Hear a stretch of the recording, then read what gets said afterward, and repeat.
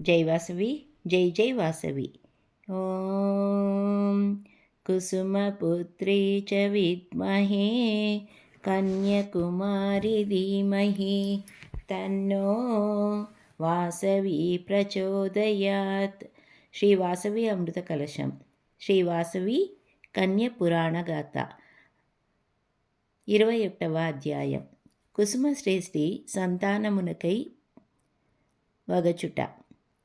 ఎంత సౌఖ్యమున్నా, ఎన్ని సంపదలున్నా, ముద్దు ముద్దు మాటలతో, బుడిబుడి నడకలతో, చిలిపి చేష్టల నటించే నడయాడు సంతానము ఎంతకాలము గడిచినా కలగునందున కుసుమశ్రేష్ఠి కుసుమాంబే చింతాక్రాంతులైరి. అందులకై పూజావ్రతములు, తీర్థయాత్రలు, పెద్దలు వృద్ధ మహిళలు చెప్పిన విధానములన్నీ ఆచరించిరి. కానీ ఫలితం లేకపోయెను. అంత మనోవ్యతతో కుసుమశ్రేష్ఠి శ్రీ భాస్కరాచార్యుల వద్దకు వెళ్ళి తనకు తగిన మార్గము సెలవీయబడెను. అప్పుడు ఆచార్యులు వారు, నాయన, దివ్య సంతానము ప్రాప్తికై పుత్రకామేష్టి యాగమును దంపత సమేతముగా శ్రద్ధాభక్తులను ఆచరింపుము. నీ మనోభీష్టము వేరి సంతానమును పొందుదుడవని ఆశీర్వదించెను. 2. పుత్రకామేష్టి యాగము. శ్రీ భాస్కరాచార్యుల ఆదేశానుసారము వారి ఆధ్వర్యమున పుత్రకామేష్టి యాగమునకు శుభముహూర్తమును నిర్ణయించిరి. కుసుమశ్రేష్ఠి యాగమునకై ఋషులను, మునులను, ఋత్వికులను, సమస్త రాజులను, నగర స్వాములను మరియు 714 గోత్రాల వైశ్యులను ఆహ్వానించెను.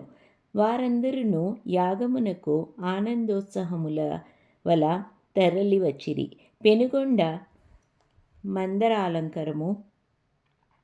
పెనుగొండ సుందరాలంకరములతో శోభించెను. శ్రీ కుసుమశ్రేష్ఠి దంపతులు మడుగు దుస్తులను ధరించి దర్భపీఠలపై ఆసీనులైరి. ఋత్వికులు వేదోక్త మంత్రములు చదువుచుండగా కుసుమశ్రేష్ఠి దంపతులు యాగము చేయసాగిరి. అప్పుడు అగ్నిదేవుడు సర్వదేవతలతో కూడి యజ్ఞ అవిస్సులను స్వీకరించుండ యజ్ఞశాల దివ్యకాంతుల దేదీప్యమానముగా మెరియసాగెను. యజ్ఞపురుషుడు సంతుష్టుడై అగ్నికుండమునందు ప్రత్యక్షమై బంగారు పాత్రలో పాయసాన్నమును కుసుమశ్రేష్ఠి దంపతులకు ప్రసాదించగా వారు ఆనందముతో స్వీకరించిరి. యజ్ఞము సాంగోపాంగముగా ముగిసెను. కోసుంబి పాయసాన్నమును భక్షించిన కొలది దినములకే గర్భవతి అయ్యెను. 3. శ్రీ వాసవి విరూపాక్షల జననము. కళ్యాది 2617 నలనామ సంవత్సరం వైశాఖ శుద్ధ దశమి శుక్రవారము ఆశ్లేష నక్షత్ర 4వ పాదము అంతర్నక్షత్రం పునర్వసు అని కూడా 3 నక్షత్రముల ఉచ్చస్థితియుందున్న సమయమున శ్రీ వాసవీదేవి ముందుగా, తరువాత విరూపాక్షుడు కవలలుగా జన్మించిరి. ఆ సమయమున పెనుగొండ కార్తీక పున్నమి వల ప్రకాశించెను. పట్టణమున ప్రతి ఇంట ఆనందోత్సాహములో పండుగలను జరుపుకొనిరి. కుసుమశ్రేష్ఠి దంపతులు విరివిగా దాన ధర్మములను చేసిరి. పసిడి కాంతుల సౌందర్యముల మెరయే ఆ కవలలను వైశ్య నారీమణులు ముద్దు మాటలతో బుజ్జిగించుచు గారాపుమగా జోలపాటలు పాడుతూ వారిని అలరించసాగిరి. 4. ఆదిపరాశక్తి ప్రత్యక్షమవుట. శ్రీ ఆదిపరాశక్తి ప్రత్యక్షమగుట. శ్రీ వాసవాంబ జన్మించిన నాటి రాత్రి బ్రాహ్మీముహూర్తమున కుసుమశ్రేష్ఠికి ఆదిపరాశక్తి ప్రత్యక్షమాయెను.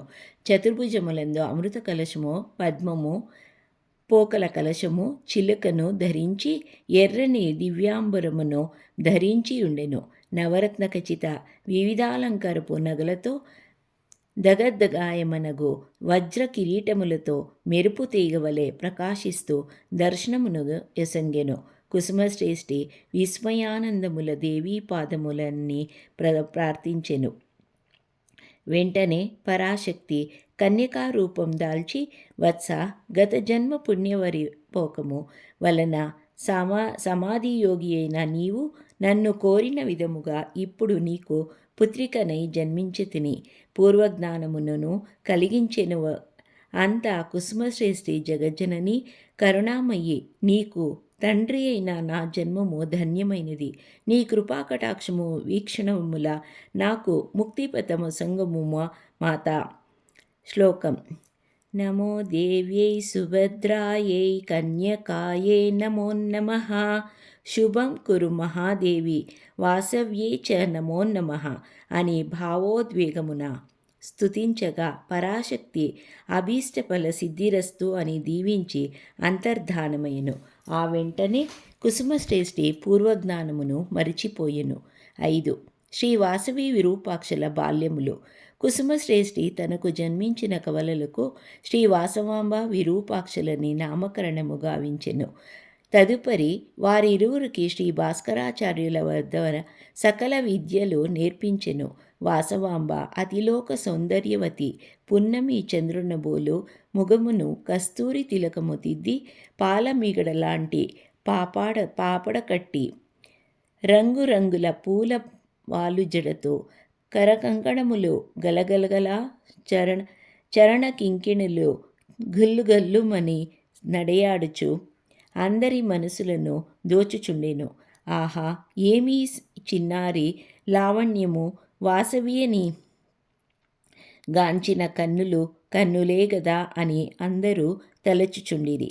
కుసుమశ్రేష్ఠి తమ తులాభారము ప్రకారము వాసవి కన్యను గౌరవ బాలికగను విరూపాక్షిని నగరునిగాను శ్రీ నగరేశ్వరుని అంకితము గావించెను. విరూపాక్షుడు అందమైన అంగసౌష్ఠవము, దేహ దారుఢ్యములు, ధైర్య సాహసములతో పురజనుల అబ్బరపరచుచుండెను. కుసుమశ్రేష్ఠి విరూపాక్షునికి 12 సంవత్సరములు నందే ఉపనయనమును గావించెను. ఆనాటి నుండి విరూపాక్షుడు